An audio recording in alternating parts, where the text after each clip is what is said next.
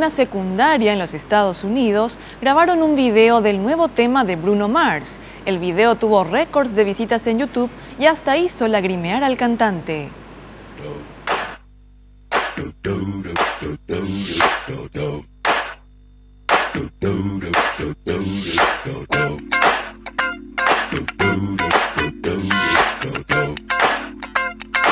La idea surgió de Scott Pankey, un maestro de teatro de la secundaria Maceo Smith New Tech en Dallas, Estados Unidos, quien dijo: "Escuché esta canción antes de Navidad y me enamoré de ella".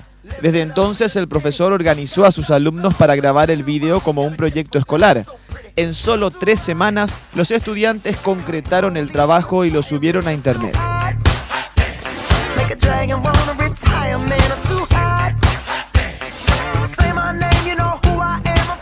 El video de YouTube ha sido visto más de 3 millones de veces desde que fue publicado el 24 de enero. Pankey prometió unirse si sus 6 clases de teatro lo permitían. Desde luego, los alumnos aceptaron. Lo más sorprendente fue que el vicepresidente del Consejo Estudiantil y el presidente de clase grabaron el video en una sola toma. Todo un reto para los audiovisualistas.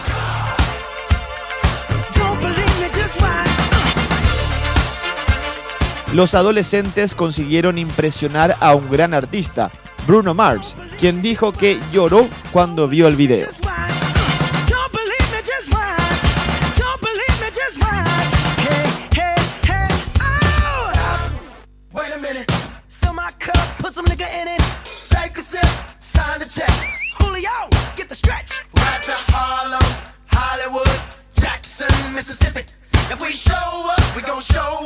Smoother than a fresh drop skipping. I'm too hot.